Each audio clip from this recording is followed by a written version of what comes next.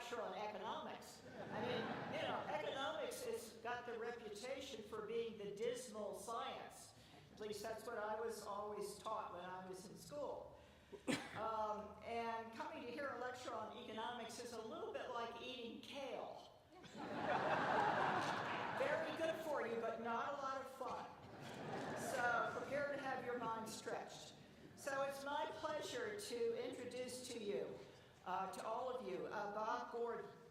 Bob is someone whose work I have admired for decades now. He's a nationally known, and I would say revered, macroeconomist and professor at Northwestern University. I thought about Bob for a Steamboat seminars after I read his book. It's called The Rise and Fall of American Economic Growth, and it was on the New York Times bestseller list for a while. Now, I have to tell you, it's not light reading, and I mean it's not light in both senses of the word light. It is, I was doing some exercises today in the little gym where I live, and I saw this guy working on a machine to strengthen your biceps. And I thought what he really needed was not the machine, but 2 copies of Bob's book. But the good news is that on August 1st, that's tomorrow, the paperback version of the book will be available. So I think that you will get the same content with a little lighter weight. Now let me tell you what Paul Krugman said about Bob's book. I'm quoting.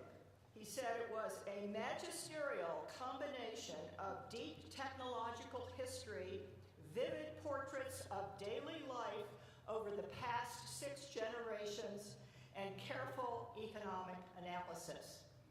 Now, it's not that Paul Krugman or many others necessarily agree completely with Bob's thesis. What we all admire is his careful research and his painstaking research on these many generations of American history and what all that implies going forward. I don't want to give away his punchline, but I do want to give you just a sense of where this is going. He really is going to argue that economic growth is slowing down. The Americans' golden age may be over, and you'll have to think about that. We are all talking about driverless cars now, but can we compare driverless cars to when we switched from horses to ordinary cars? Can you, if you were given a choice between a cell phone and indoor plumbing, which would you rather have? I mean, these are the kinds of questions that Bob makes you think about. So, without further ado, please join me in welcoming him to Steamboat.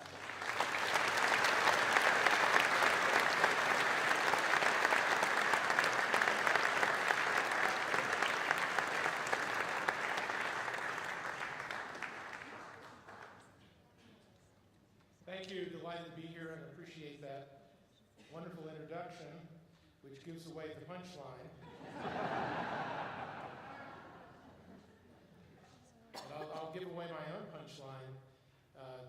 Those of us who may be somewhat pessimistic about the pace of productivity growth are very optimistic about the future of American job creation. So I'm not going to tell you tonight that the robots are going to take away all the jobs. We all care about economic growth, and if you don't, you should. When I say economic growth, I mean the growth of the total amount that our economy is capable of producing, which is gross national product or gross domestic product, abbreviated GDP. More economic growth is good for everybody. It's good for auto sales. It's good for housing sales. The more GDP we have, the more consumers will be buying, and the more the demise of bricks and mortar stores at the mercy of Amazon's expansion will be postponed. More important perhaps for this audience, the more economic growth we have, the more revenue will be available to finance Social Security and to finance Medicare. After all, under current taxes and benefits, Social Security is due to run out of money in about 14 years, and that's a projection based on the slow economic growth we've been seeing. If we have faster economic growth, we put off that reckoning date into much further into the future. More growth means more investment and, of course, more jobs. A lower unemployment rate, more people who've been discouraged and dropped out of the labor force would come back in, and more people who've been forced to work part-time but prefer full-time jobs would be able to find those full-time jobs. Now, President Trump on the campaign trail boasted that he could easily raise economic growth from the 2% of the last 8 years to 3 or 4%. And his budget, that we're going to be hearing a lot more about now that health care legislation has met its demise, has assumed his budget a 3% future rate of growth for the whole next 10 years. Well, I'm here to tell you tonight that even the 2% growth that we've had for the past 8 years is in jeopardy. And the reason for that is that we have been able to grow at 2% with the help of a declining unemployment rate. The unemployment rate has fallen from 10 to 4.4%. That means that millions of people who are unemployed have joined the labor force and fueled that GDP growth with their jobs. Now we're running out of workers. The lowest unemployment has been in the last 50 years is 3.8%. We're getting very close to that.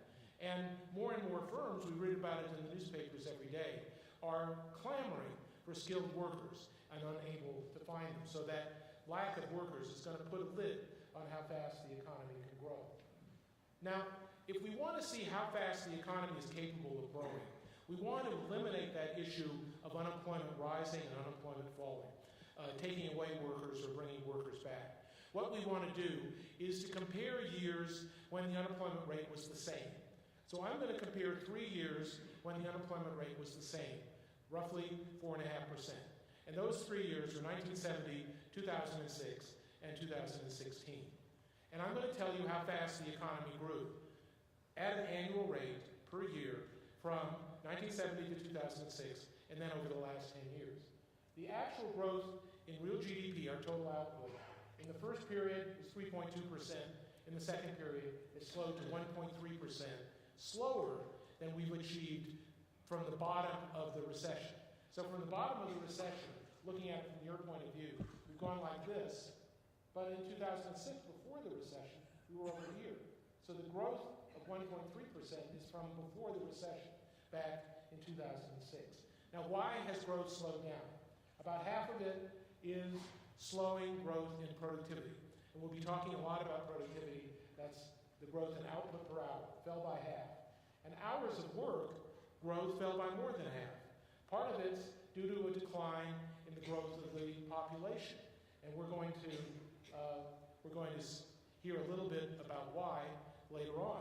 Our population is growing slower than it has over most of the last 50 years. And hours per person, hours of work per person, have gone from no change to shrinkage. And a great deal of that shrinkage is due to the common sense reason that the baby boom generation is retiring. They're still people, but the hours they work as people have gone down. Here's some charts to show you the overall trends that lie behind those numbers. Here, going back to 1953, is the underlying trend, omitting the ups and downs of the business cycle, of real GDP growth. Back in the heyday in the 1960s, back in the Kennedy administration, we were capable of growing 4%. Then we slowed down to 3%, and in the last 10 years, down very close to that 1.3% I showed you before. That number is 1.4%. Here's the growth in productivity. We had a big slump in the 70s and 80s. Something I'll come back to is the temporary, miraculous kind of revival in productivity growth that happened in the late 1990s. But not only has that gone away, we're in a deep slump with low productivity growth on a sustained basis that we've never seen before in the whole history of the American economy. How fast are hours of work growing? Well, we went from the 60s through the 90s with steady growth of hours of work at 1.5%. And that was the period not only when the baby boom children were coming into the workforce, but when women were entering the workforce, leaving their aprons behind, joining the workforce, and that tailed off, and it's no longer a major force raising hours. The line that in the last 10 years is the higher line is productivity growth, the same one we saw before. The other line is output per person. And you'll see that output per person has slowed down even more than productivity because of that phenomenon of baby boom retirement and the fact that the population just is not working as many hours as it did before. So some of the reasons for this slowing growth are universal among the developed countries, and some are US-centric, unique to the United States. We're going to hear a lot about some American problems that other countries don't share in the same way. Now, I'm not going to say a word here about the emerging markets, not a word about China or India. But if you look at the developed world, as we'll see, look at Western Europe, look at East Asia outside of China, and you'll see a slowing of productivity growth even more severe than the United States has experienced. But the United States, more than some other countries, is facing some headwinds that are buffeting our rate of growth, slowing down our growth rate. The American system of education is reaching obstacles that not every other country is facing. We have rising inequality. So the median, middle person in the United States economy is not getting income gains as fast as the average of all people, including the top 1%. And we have what I call socioeconomic issues: the decline in marriage, the rise of single-family parents, the effects of job losses, the comparison of life expectancy and mortality in the United States compared to other countries. Here's the chart for Europe, showing Europe in blue has had its productivity growth slow down even more than the United States, and in the last 5 years, they've only achieved about half what we have. Here's East Asia, consisting of the four tigers: Hong Kong, Singapore, South Korea, and Taiwan, together with Japan, all weighted by the size of the countries. They had a miraculous catching up process early in the post-war, recovering from primitive conditions and wartime destruction. But their productivity growth is slumping and slumping until it's down almost as low as Europe and the US. Well, let's go back and visit some of this history that Bell previewed. Is the subject of the first part of my book. And think a little bit about some of the great inventions that changed the way people lived. There was really no economic progress until the middle of the 18th century. And then came the first industrial revolution, with the inventions at the end of the 18th century, the beginning of the 19th century. The steam engine that made possible railroads and steamships, cotton spinning and weaving, and the transition from wood to steel all happened and kept economic growth going through the 19th century. But then, and this slide is very crowded because then came the big one, the second industrial revolution. Inventions coming like wildfire in the 1870s, the telephone in 1875, the electric light in 1879. 10 weeks after the electric light was invented by Thomas Edison, Carl Benz managed to invent the first working internal combustion engine, and growth was on. Electricity made possible light, power, elevators, streetcars, subways, fixed and portable electric machines, kitchen appliances, and air conditioning. The internal combustion engine made possible motor transport and air transport. Running water and sewers arrived, liberating what was then mainly women, carrying water into the house and taking the dirty water out of the house. We had the whole series of entertainment and communication devices, starting with the telegraph, the telephone, phonograph, radio, motion pictures, and television. We had chemicals, plastics, antibiotics, and the foundations of modern medicine by the 1970s. And through it all, we had utter change in working conditions. Half the labor force in 1870 worked on the farm, facing weather conditions, facing drought, facing insects. And by 1950, about 70% of the workforce was in cities. Think of all the transitions that could only happen once. We went from a mainly rural society to a mainly urban one. To make light come into a room, we used to have to strike a match and put out polluting flames and clean the gas lamp. And suddenly we had the ability to flick a switch and turn on an electric light. We went in 140 years from the maximum speed we could travel of the hoof and the sail to the Boeing 707. In 1958, we're not traveling any faster than that now. We had a change in indoor temperature from alternating cold in the winter to hot in the summer to an even year-round temperature thanks to air conditioning and central heating. We got instantaneous communications. We got bathrooms and running water. And perhaps the biggest gain of all, we conquered infectious diseases, and infant mortality, which was 22% in 1890, fell to less than 1% by 1950. You've heard a lot about industrial revolutions that are more recent than the big one, which is the second one. What about the third industrial revolution, the so-called digital revolution that we associate with computers? Yes, we've had the evolution of television from its primitive early days through time shifting and streaming, black and white to color, color to high def. We've had information technology, the transition from mainframes to personal computers, the web and e-commerce. We've had the transition to mobile phones and then the smartphone that everybody is so dedicated to today. And we've had what I call productivity enhancers. We had the ATM machine that made cash easy to get. We had barcode scanning that made it faster and more accurate to check out from the supermarket. And instant credit card authorization to pay for almost everything. And now in China, they're ahead of us. They're paying for everything by their phone, and cash has almost disappeared. Well, just let's reflect for a minute on the changes that happen. And I want to read to you a couple of little excerpts that give you a sense of this epochal change. One comes from, somebody sent this in, it was somebody our generation sent it in about their grandparents.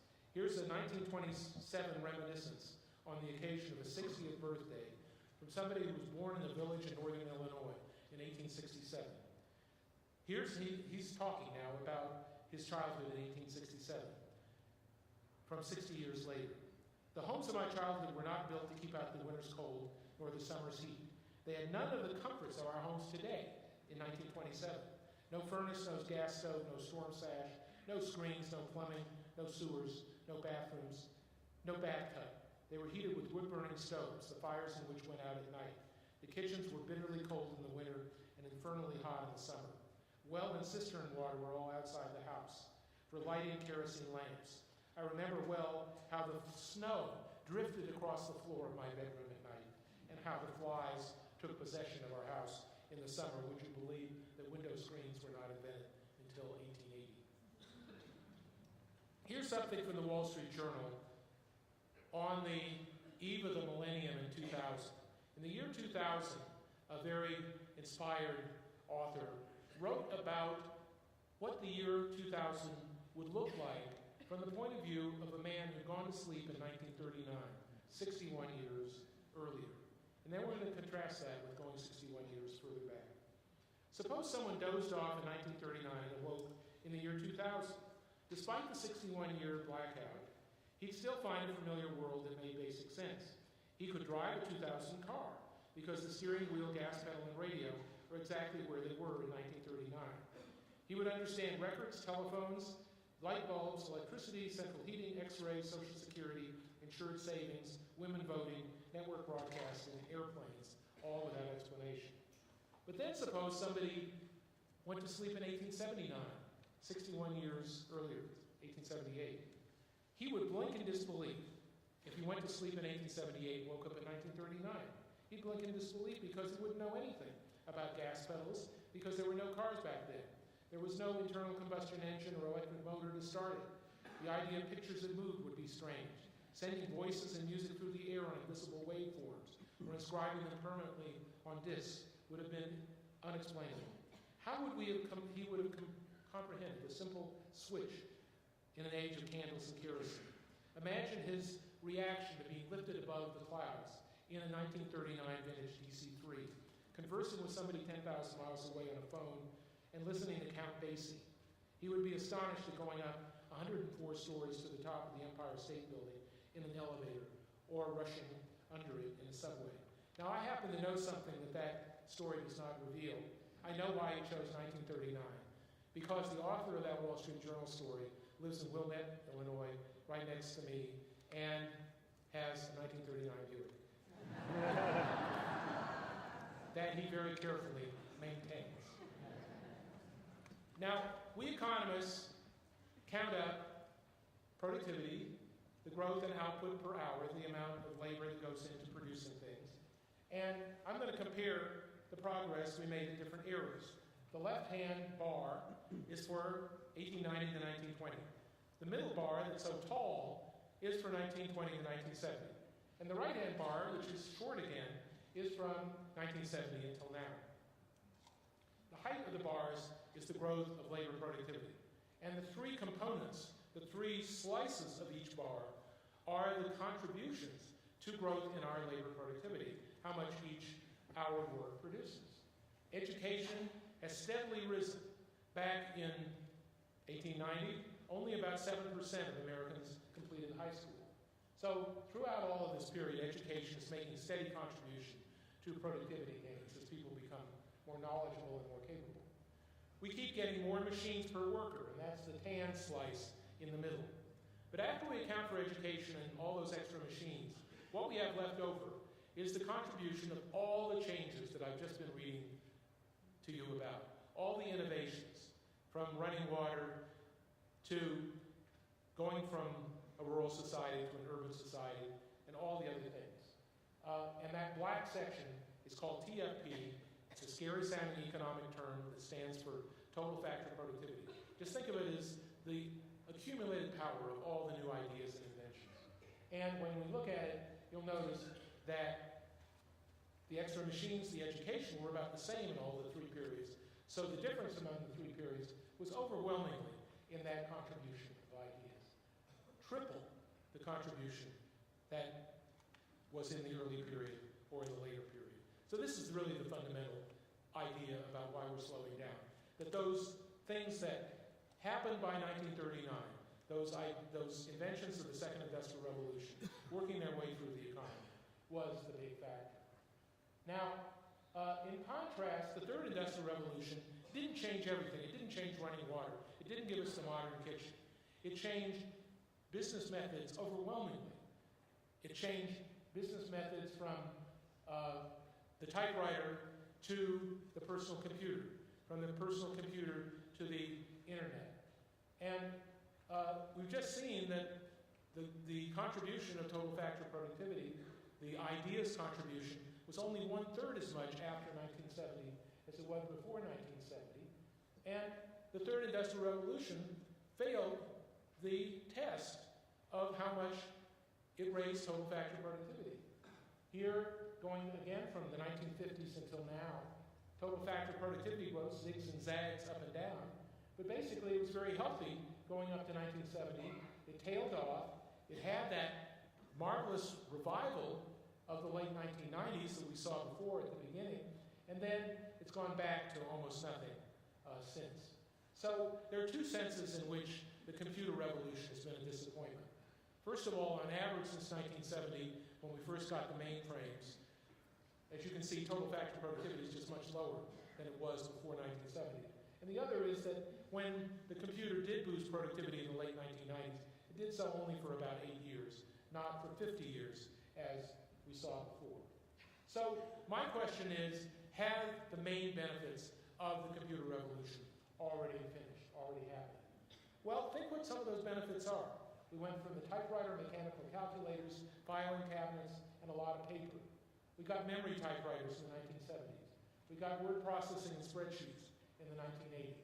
And then even before the arrival of the internet, by the late 1980s, we were doing email. Our libraries were throwing out their card catalogs and putting in electronic catalogs. Our personal computers were already connected inside business firms, running their proprietary software. And then finally, the last round of the great inventions associated with the computer that came with e-commerce and the internet. By 2001, in airports, you began to be able to check in on an electronic kiosk instead of having to stand in line for a human agent. But by 2005, this business revolution in business methods was pretty much over.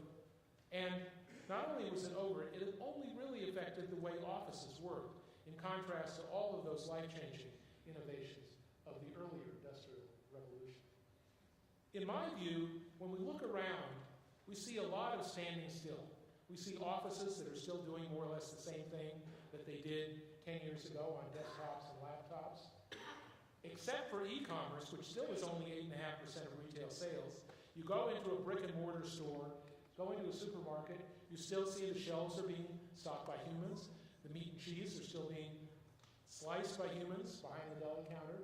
You're still being checked out by a human, in most cases, with a barcode scanner. In the world of finance, the ATM machine is an invention of 30 years ago, and it was 20 years ago that Wall Street began trading shares in the billions instead of in the tens of millions.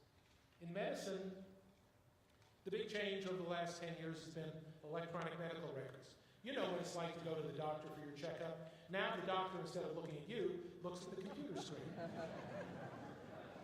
But we still have the doctors, and we still have the nurses, and electronic medical records have not replaced them.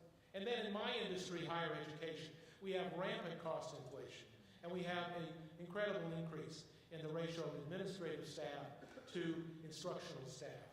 And we all know what that's done to students taking out loans. And they've left our country, as of the first quarter of 2017, with $1.3 trillion of student debt. Well, innovation continues. And I want to give credit to all the wonderful innovations that are going on, but I'm going to raise some questions about why they aren't making a difference for productivity and the total factor of productivity after we take account of the contribution of education and the extra machines. 3D printing is wonderful for prototypes and models, but you can't manufacture 17 million cars a year with 3D printing. It's not a mass production. What about robots? Robots date back to 1961. The first industrial robot was introduced by General Motors in that year. By the 1990s, I was privileged to be able to take some tours of automobile plants, and by the mid-1990s, we had robots welding together the bodies. We had robots that had taken over the paint shops and freed human workers from the noxious fumes of the paint shop. But how capable are robots? Let me read to you a recent story, a little paragraph from the New York Times called "Don't Fear the Robots." And it took place in Pomona, California, when the Pentagon's research agency brought together 25 up-to-date, state-of-the-art robotics designers. And they asked the robots to do simple tasks: turn a valve, operate a power drill, walk up or down steps. A human could do these things in 5 or 10 minutes. The winning robot took 45 minutes. They floundered. They stumbled. And turning a doorknob proved daunting to many. A young man in the audience observed, "If you're worried about the Terminator, just keep your door closed."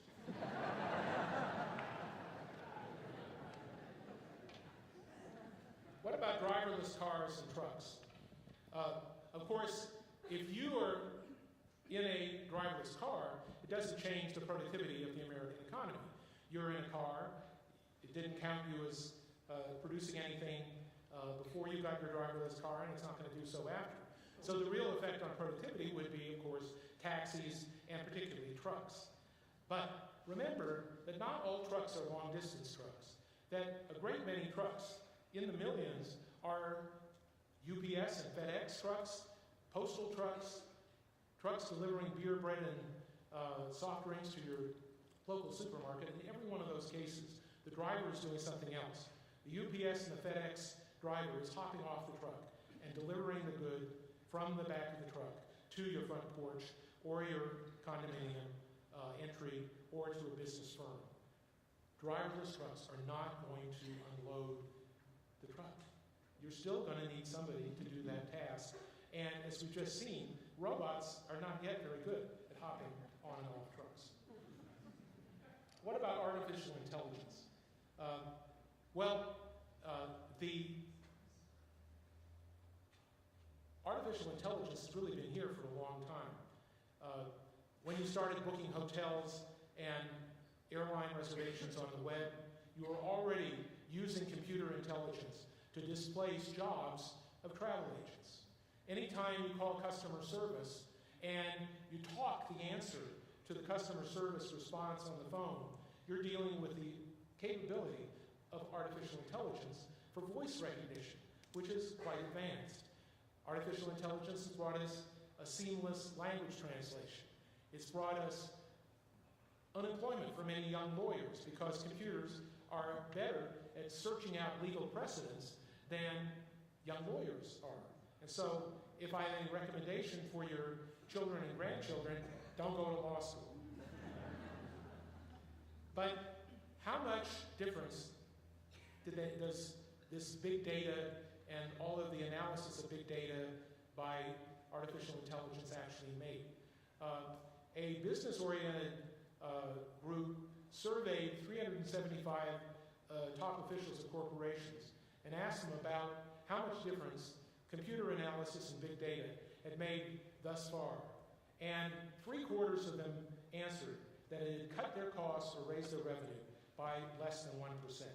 So that's a sign that artificial intelligence is not going to suddenly take away all the jobs or create a productivity revolution overnight. Just ask a travel agent. It's been around for a long time. It's gradually advancing the capability of computers at a slow and measured fashion. Now, a final question about the apocalyptic stories that we hear about robots and artificial intelligence taking away all the jobs comes from a forecast that was made by two economists from Oxford, England, about the American economy, made 4 years ago, that within the next 2 decades, 47% of American jobs are going to disappear. Now, I want to give you some of their examples to see how accurate you believe their forecasts are. Now, we're already 4 years into their period. It's now 2017. They made this forecast in 2013. They forecast that in the next 2 decades, starting from 4 years ago, 55% of jobs of airline pilots would be eliminated. Sorry, but the FAA has not yet made it possible for commercial aircraft to be flown with a single pilot. We still have 2 pilots, and we're going to have 2 pilots for a long time. What are some of their other predictions for the disappearance of jobs? Remember, I said that e-commerce was so far only 8.5% of total retail sales. Well, they predicted that by 2033, 20 years after their forecast, that 92% of retail sales jobs would disappear. 86% of real estate agent jobs would disappear. Do you see any of that happening around you? Do you see the real estate agents walking up and down the street saying, I need a job? Not yet. You know how many jobs the American economy has created since 2013, since that forecast was made? 8 million new jobs, not 47% disappearing. So don't believe the apocalyptic stories.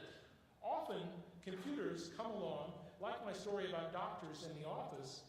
The computers are there to help, but they don't replace the doctors and the nurses. ATM machines did not make bank tellers disappear. We have almost as many bank tellers in the economy as we did 20 years ago before the ATM machine arrived. Barcode scanning did not make checkout clerks in supermarkets disappear. Radiologists now have computer technology to work with, but they haven't lost their jobs either, at least not yet. So we do have reasons to worry. Some economists have christened our job problem as one of polarization. Think of the top jobs requiring a lot of education. Think of the middle blue-collar and clerical jobs, and then think of the jobs at the bottom, our low-skilled jobs in the services, fast food, restaurants, things like that. What's been happening, and you've heard a lot about this, is plants have closed, automation has replaced a lot of the middle jobs, the e-commerce and the customer service automation has replaced a lot of middle-income clerical jobs. So we've had a hollowing out in the middle that's called polarization. And we've had growth of jobs at the top and lots of jobs at the bottom.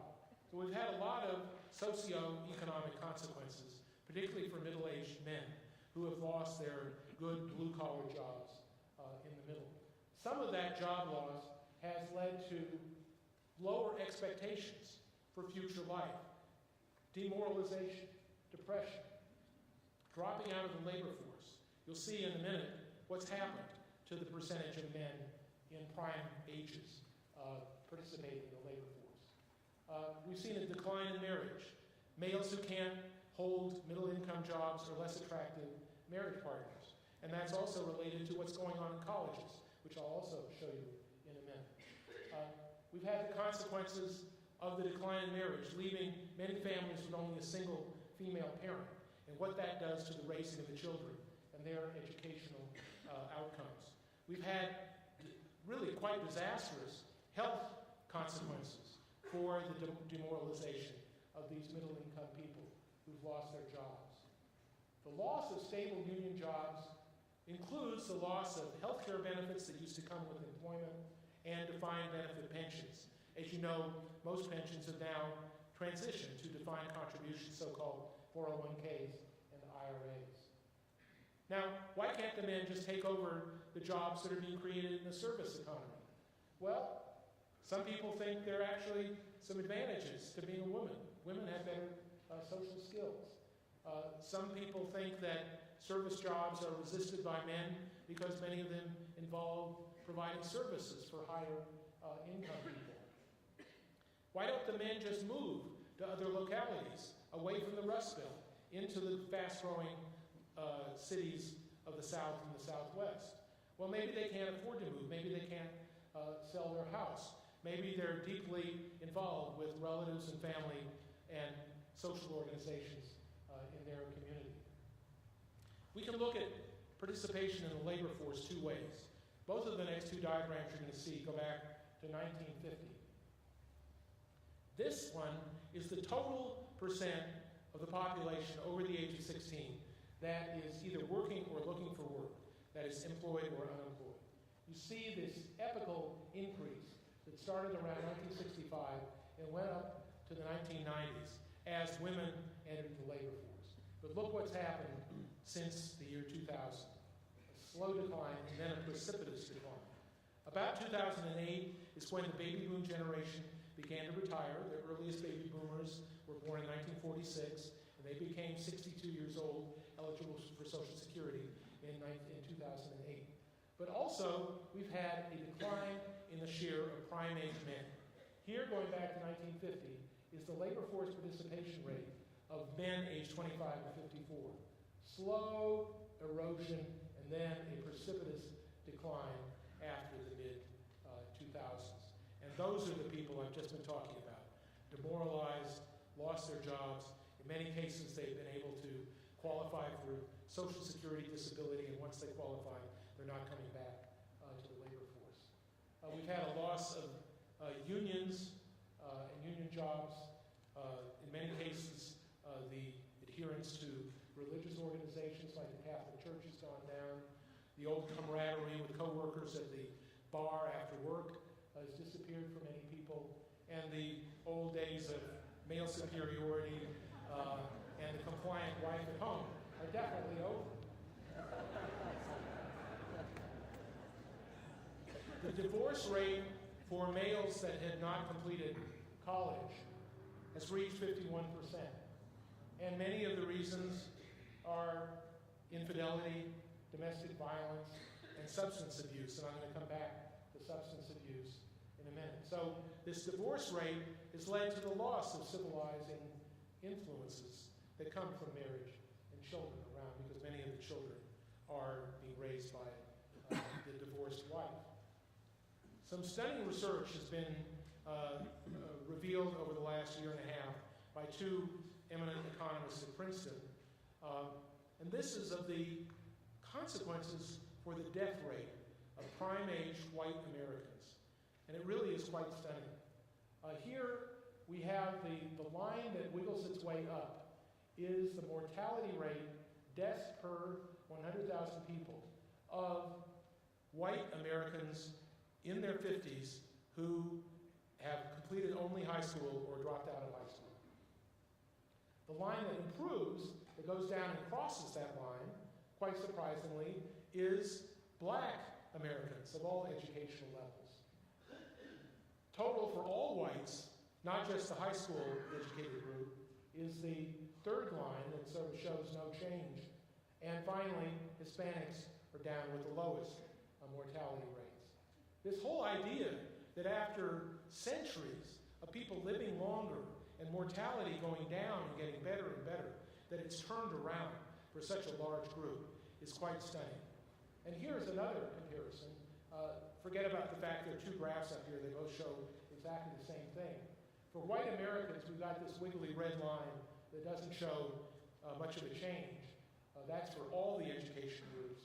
And then all the other lines, as I read them down, show the improving mortality since 1990 of France, Germany, the UK, Canada, Australia, and Sweden. So everywhere else, mortality is improving. What's going on with the American, particularly American males in their prime ages? Well, we've had the decline in marriage. Women don't want to marry unsuccessful men. And a result of this decline in marriage, we've got some social consequences. As a result of the children being born out of wedlock, white high school graduates have seen the percentage of their children born out of wedlock grow from 4 to 34% over the last 30 or so years. For black high school graduates, it's gone from 48 to 74%. A few years ago, Charles Murray, who's a very controversial social writer, wrote a book that he decided he'd been called a racist for some of his earlier comments about the intelligence of the black population. So he wrote a book in 2012 called Coming Apart that only deals with the white population. And he contrasted the top 20% by education and income with the bottom 30% by education and income. And here is the most stunning statistic that he came up with. And the admirable thing about this book is that all of these social statistics are shown uniformly as changes from 1960 to 2010, over 50 years. So over 50 years, for the bottom one-third of the white population, here's the most stunning number. You can take this home with you. For 40-year-old women, the percent of children living with both biological parents declined over those 50 years from 95 to 34%. That's how predominant single-parent child raising is for the bottom third of the white population. Now, there's something else. I said I'd mention college education in a minute. We've got a problem going on in American colleges. Would you believe that of recent college graduates, 58% are female and 42% are male?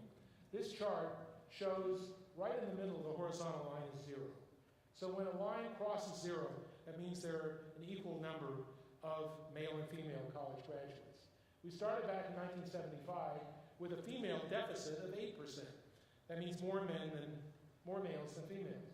Now we've got an 8% female surplus. 8% more graduating females than males. And that's the white population in the solid black line. The other ethnic groups show the same gradual shift from male dominance to female dominance. And so we've got a problem here that we've got a lot of college-educated women coming out who are not able to find enough college-educated men to marry. So this extended view of demography feeds back into economic growth. We've got people dropping out of the labor force. That cuts down on hours of work per person in the population, cuts down on GDP growth. We have the postponement of marriage and household formation that's cutting down on fertility, and that hits population growth. And that means fewer young people to pay the bills for Social Security. We've got the health consequences of the rising mortality rate for some people and the consequences of single-parent families. Well, enough of this depressing sociology. Let's talk about a few other things that are going on. The demographic headwind are some of the things that I've been talking about. What about education? Education, we've seen, has been a direct contributor to labor productivity, that yellow slice of those bar graphs that you saw before. And a major driver of 20th century productivity growth was education, going from 6% to 80% high school completion, going from virtually no college to around 35 to 40% of Americans now complete four-year college. But we've got problems. High school completion rates haven't really increased much since 1970. Most people who go to two-year community colleges drop out. college completion is increasing, but 40% of people who complete a four-year college degree cannot find a job that requires a college education.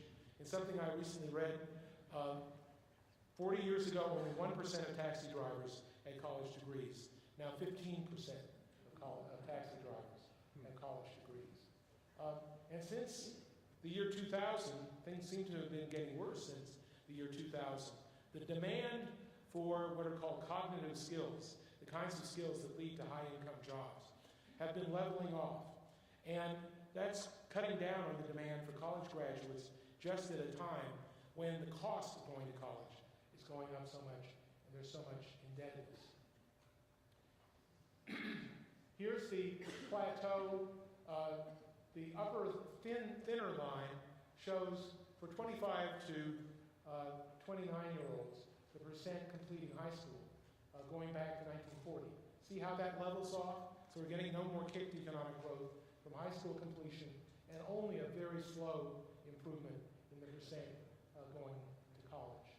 Comparing the American education scene with other countries, we do very poorly in tests that are given by an international organization to 15-year-olds. Out of 34 countries, America ranked 17th in reading, 20th in science, and 27th in math.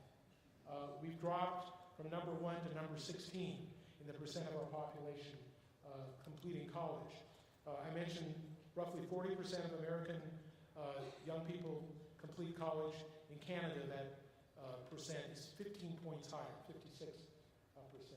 And so that's going to cut down on economic growth. That slice for education that's been contributing to our labor productivity growth is going away, unfortunately. What about inequality? Believe it or not, in the last 20 years, the top 1% of the income distribution earned fully half of the income gains.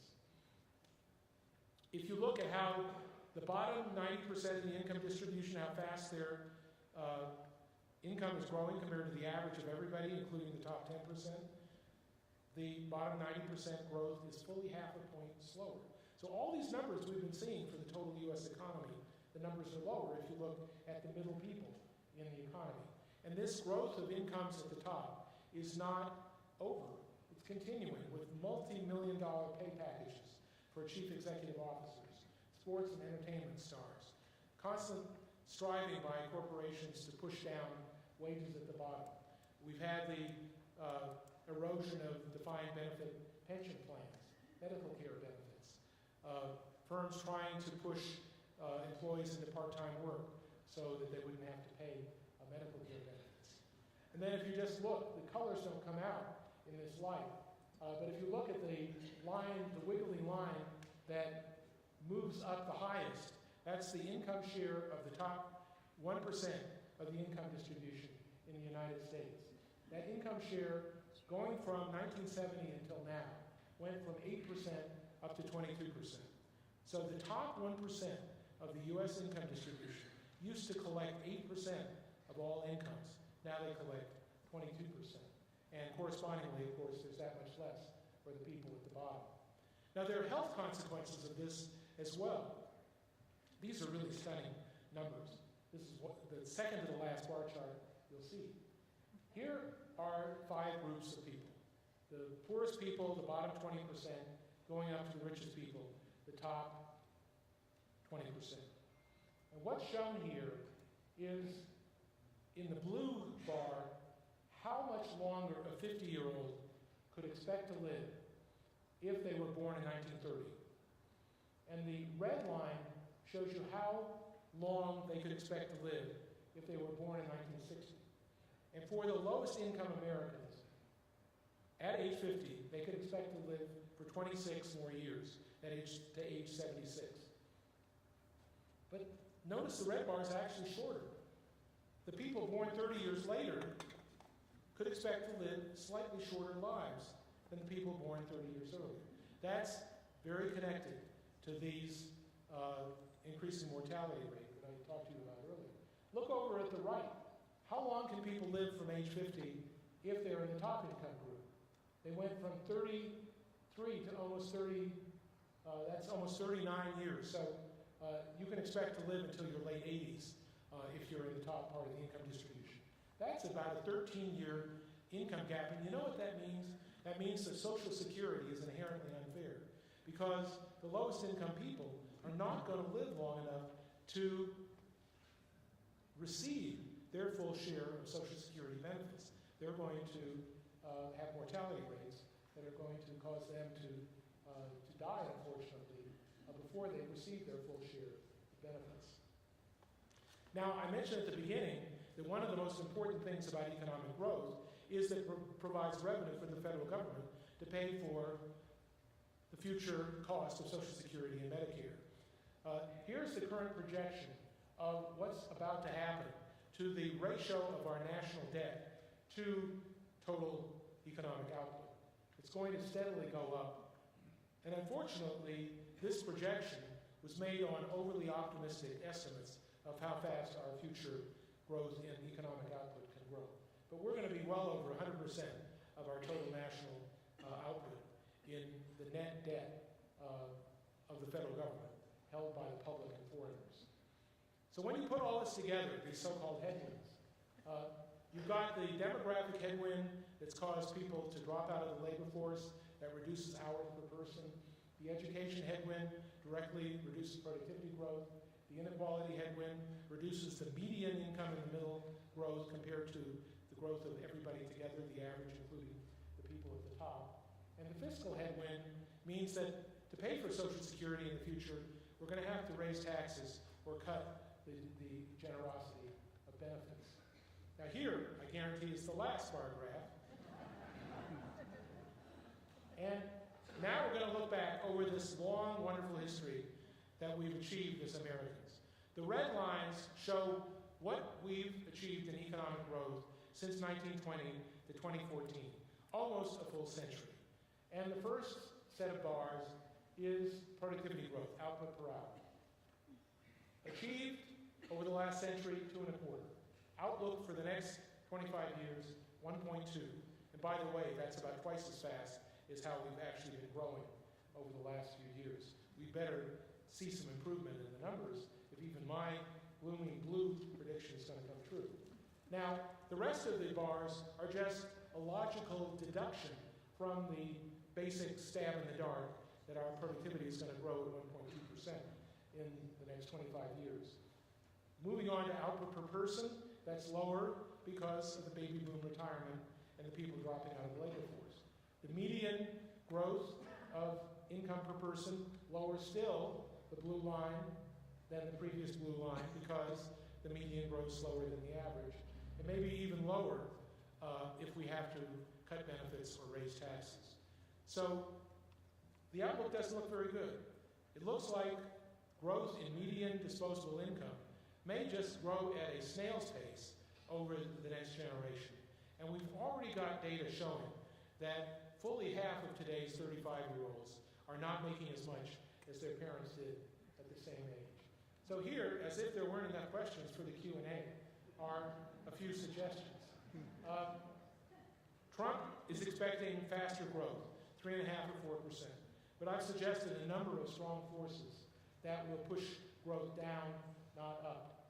Growth to date has been made possible since the depths of the recession by declining unemployment. How much more can unemployment go down? We continue to have a number of hours in the population decline because of baby boom retirements, and that's going to go on for another 2 decades. We have this obnoxious new attitude toward immigration with deportations of people that takes people out of our population, out of our workforce, and breaks up families. You know, the best way to have, maybe this is going to steal some thunder from the Q&A, but the best way to pay for Social Security and Medicare in the future is to have much higher legal immigration. We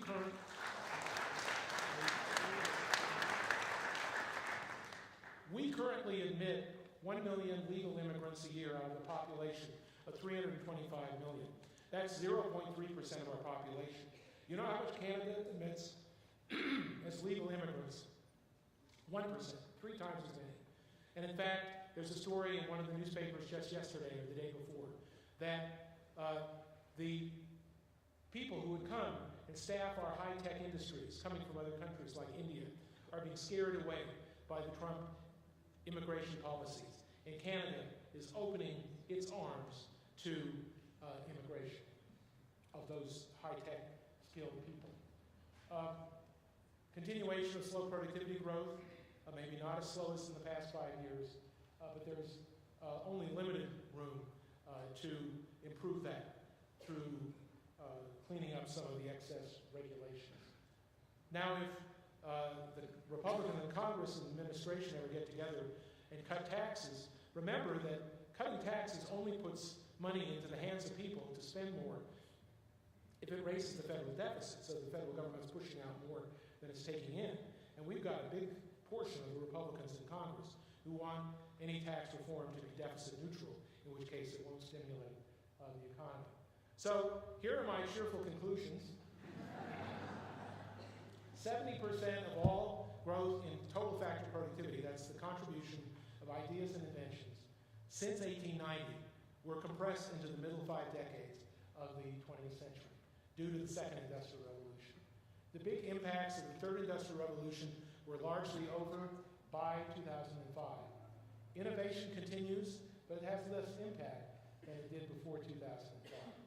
Much of the slowdown in future growth is caused not by any problem with innovation, but by these headwinds: demographic, education, and inequality. Slowing innovation is shared across Europe, across developed Asia, but many of these headwinds are US-centric and are, in some cases, self-inflicted wounds. But the really cheerful news is slow innovation means lots of jobs, 2 million new jobs a year, and I think that's going to continue. Thank you.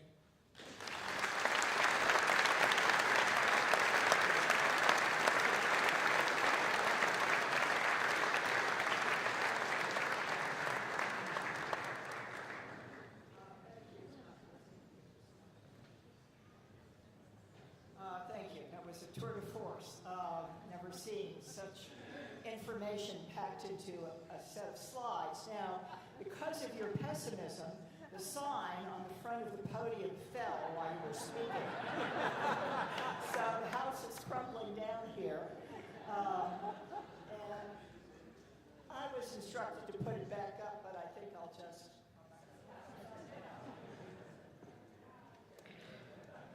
Okay, now we're legal. I think what I want to start out with is getting you to talk a little bit more about artificial intelligence. You gave a number of examples where you said it just wasn't going to be as important as many people think. And I've read some books, which I'm sure you've read as well, and probably debated the authors, who have a quite different view and believe that even though it hasn't necessarily had a major impact on productivity yet, that in coming decades it will, because it's becoming, it's making some breakthroughs now. That, you know, a computer can diagnose a medical condition better than a radiologist. And you said, well, the radiologist would still need to be there, but still we'd be, if we measured what we care about a lot, which is better health, this would be a big improvement, if that's right. I mean, so that's just to get into sort of that issue of AI a little bit more. Artificial intelligence has and will cost people their jobs. I mentioned specifically the enormous capability of computers to do searches over large amounts of data. And so this is what's undermined the job market for young lawyers, because the old jobs of paralegals, of searching for precedents, can be done better now by computers. I don't want to be too sanguine about the future job prospects of radiologists, because that is an area where computers have shown an ability with pattern recognition. Remember, artificial intelligence has given us incredible capabilities of face recognition, pattern recognition, definition. And so you have to think, well, what kinds of workers are engaged in those activities as part of their daily lives that are most vulnerable to being replaced by artificial intelligence. We've heard about the beginnings of personal and financial advice being given by so-called robo-advisors, by computer programs tailored to input your risk preferences and spit out what you should be investing in. And I must admit, at the possible cost of making an enemy or two in this audience, I have never understood the industry of personal financial advice and why anyone would pay 1% of their assets every year to be told to put a certain percentage of their money in bonds and stocks in a world of Vanguard mutual funds. Vanguard did not pay me to make that promotion.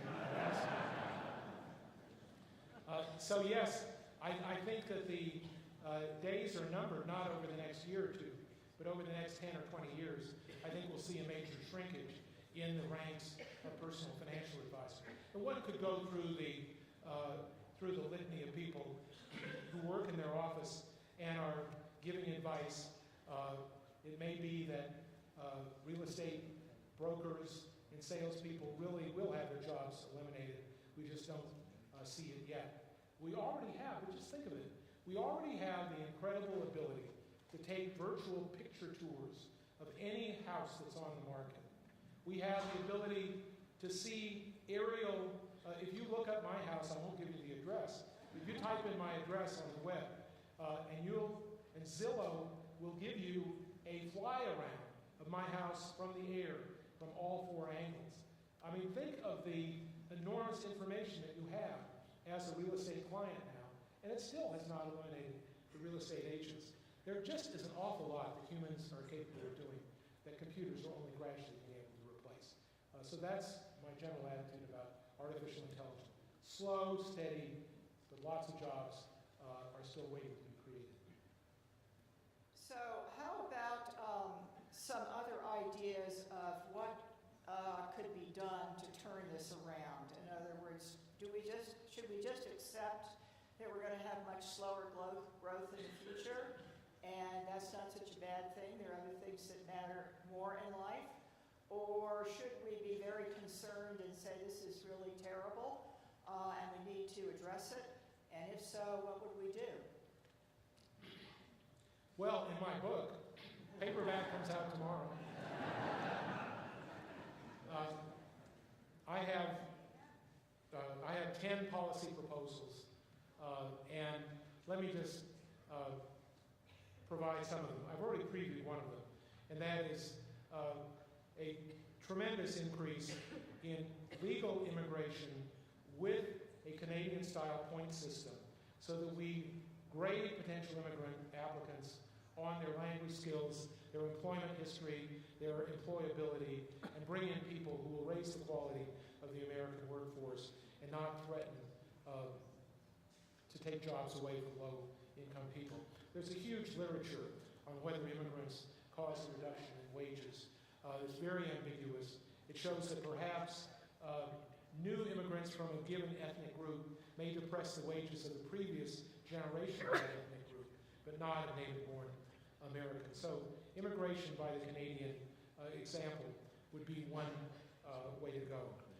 Talk about labor force participation. We have, as a percent of our population, not 2, not 3, not 4 times as large a share of our population in prison as France, Italy, Germany, and the UK. We have 7 times the share of our population in prison as the other developed countries. And many of those are people rotting in prison in their 40s and 50s and 60s with absurdly long sentences for crimes that are long in the past, many of them nonviolent crimes, or only minimal crimes against property rather than human life. So a drastic reform of incarceration. This cannot be done just at the federal level because most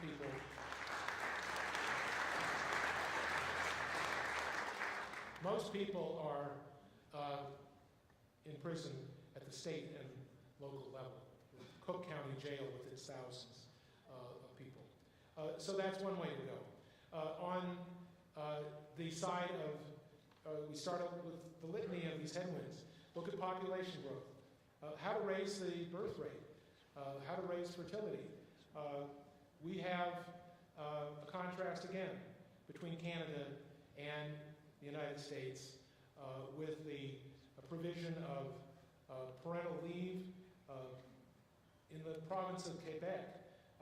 Parental leave for both parents is compulsory. The employer has to provide it and not take your job away when you come back. And there are all sorts of things that can be done with government-subsidized childcare to help with the perennial problem of females trying to juggle careers and children. I was fortunate enough in mid-May to be invited as a panel member at a session in Seattle at the Microsoft CEO conference. There were about 150 people, all of whom had in common that they were CEOs, and then there were a few of us outsiders, reporters, and a couple of speakers. And one of the sessions involved an interview of Canadian Prime Minister Justin Trudeau by Zanny Minton-Beddoes, the beautiful and energetic editor of The Economist magazine from London. And I sat there in the audience listening to this extremely humane and far-seeing man talk about immigration, talk about climate change. And I sat there and I thought to myself one thought: why can't he be our president?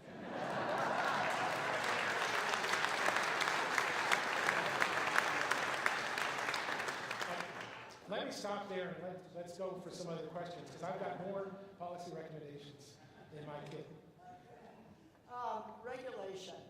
We hear a lot about how it's really slowing growth, burdening businesses. I think President Trump has said for every new regulation, we've got to get rid of 2 that are already existing. Can you say a little bit more about your views on regulation? The thing that economists agree about are 2 forms of regulation that are extremely harmful. Unfortunately, they're not under the power of President Trump to eliminate. And those are local state regulations on occupational licensing. These absurd rules that you've got to have 35 weeks of training to be a cosmetologist or a barber or some kinds of entry-level occupations like that. So occupational licensing is a pure evil that's at the state level and can't be gotten rid of by the federal government.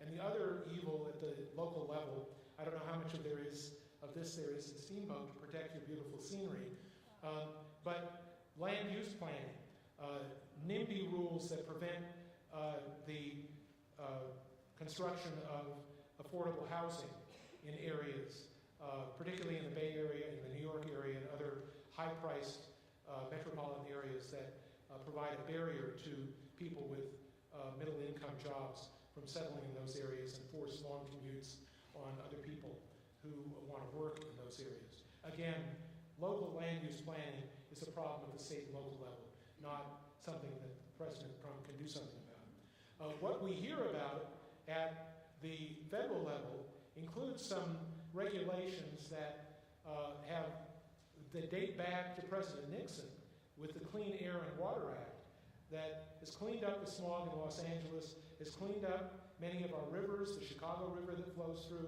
the middle of downtown Chicago is no resemblance to what it was 45 years ago. Do we want to see regulations like that abandoned wholesale? For economic growth, there are 2 areas that I think bear close scrutiny. One is the Dodd-Frank regulations that were put in place by the Democratic Congress in 2010 as a reaction to the financial crisis.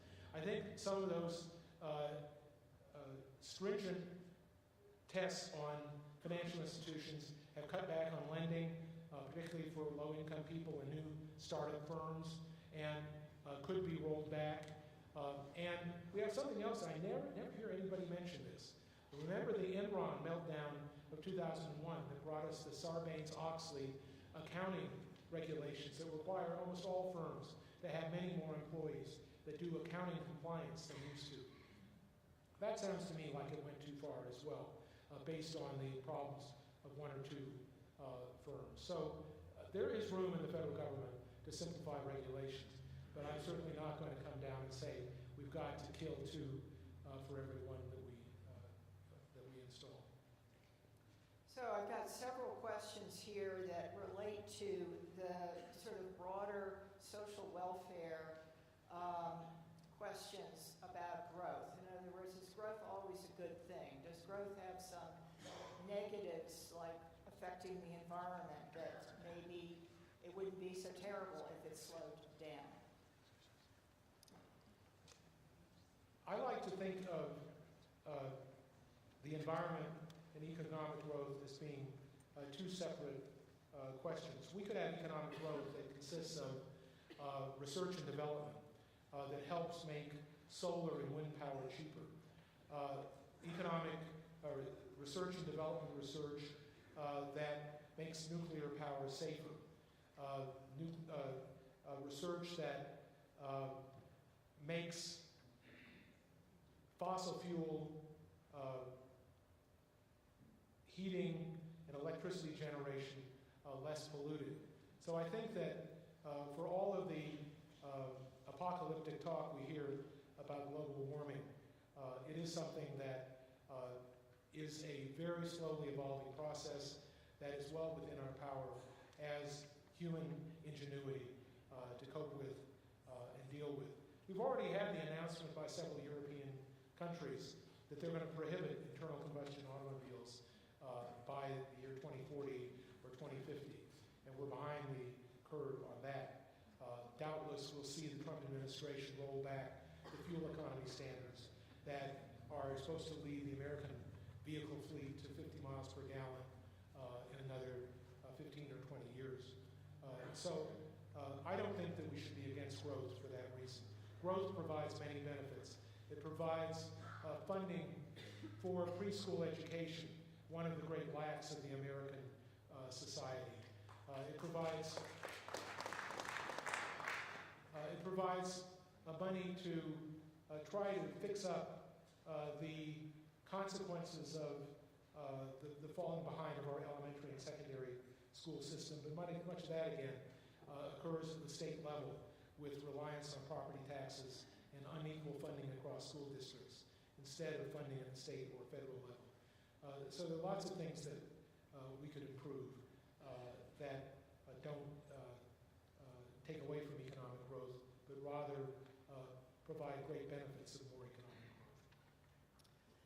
Several questions about your talk and the stock market. If things are so gloomy, why is the stock market still going up? Have they not read your slides? Well, one of the things that has happened in the last 15 years that requires reading my slides on inequality is a substantial increase in the share of income going to the top 1%. Now, one of the things that's made that possible is a change in the share of American total income divided between labor and capital, that is, profits of corporations and income of self-employed proprietors. The share of capital in total income has gone up, the share of labor has gone down, and that's one of the reasons the person in the middle has seen such slow growth in income, while the person at the top has seen such rapid growth. So the companies are making record profits.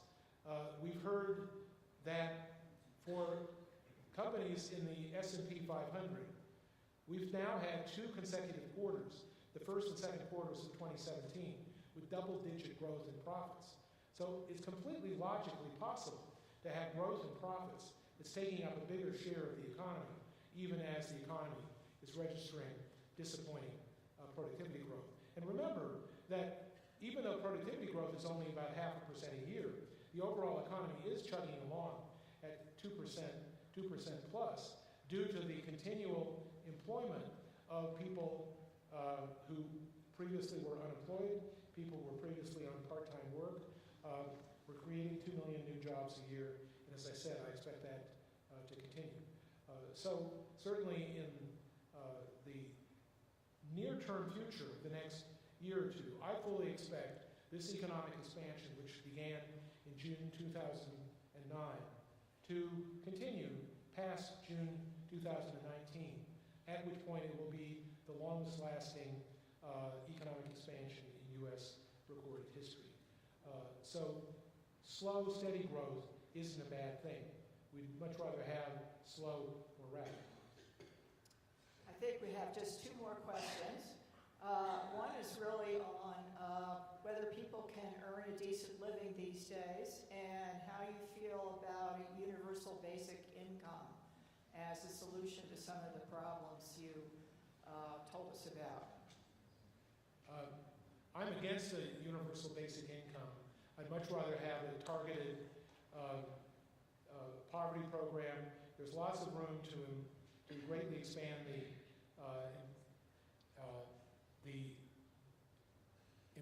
employer tax credit that benefits low-income people who work. I think we don't want to create more incentives in society for people not to work. We've got too many people that are idle. Many of them, of course, it's not their fault, but we do have a lot of people on Social Security disability.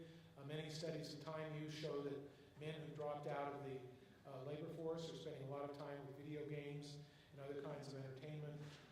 I think it's much better for people to be working, and so rather than giving them money, I think we should have much more investment in job training, much more investment in moving subsidies to help people move away from towns that have lost plants and lost jobs to those where jobs are more abundant. So definitely. Last question is about higher education. You said that more people were going to college, women in particular, but that they were coming out and they were getting jobs that were where you needed a college education. So what should we do? Should we keep sending people to college even though they can't get college-level jobs, or what? Well, this is very related to another problem, which is so many people coming out of high school are not ready for college, don't have the basic math and reading skills that they need. We read more and more in the newspaper a story like one I was talking to Bell about earlier today, where an employer will open a new plant and advertise for 1,000 jobs and interview 10,000 new people and find that half or more of them can't pass basic reading and writing tests, and of those who can, the other half can't pass, half of the other half can't pass drug tests. And that's a very unfortunate thing. Even the Federal Reserve Chairman Janet Yellen recently gave a speech showing great concern about the opioid crisis and the interaction between people dropping out of the labor force, leading them into drug addiction, and then that drug addiction reducing their ability to qualify for jobs. So about the college people who can't qualify for college types of jobs, I think we need to learn from the Germans with their century-long program of business and government partnerships in creating apprenticeships for blue-collar work. We all know the German economy is a powerhouse of blue-collar employment, very high-skilled, high-paid jobs. They maintain their unions. Unions by law have representatives on corporate boards of directors. We need to take many of the marginal college students who are having trouble with math and reading and channel them into blue-collar, vocational apprenticeship job ladders that lead them into good, high-paying, middle-income jobs. So I think we have a lot to learn from Canada, as I've made very evident, even though we can't borrow the Prime Minister. And we have a lot to learn from Germany. It's also Switzerland, Austria, and Netherlands are all way ahead of us on this job training.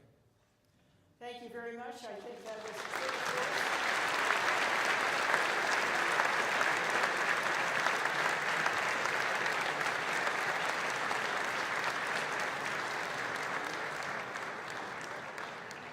One last word. I really appreciate your reaction and your applause, and I'm prepared to run for city council.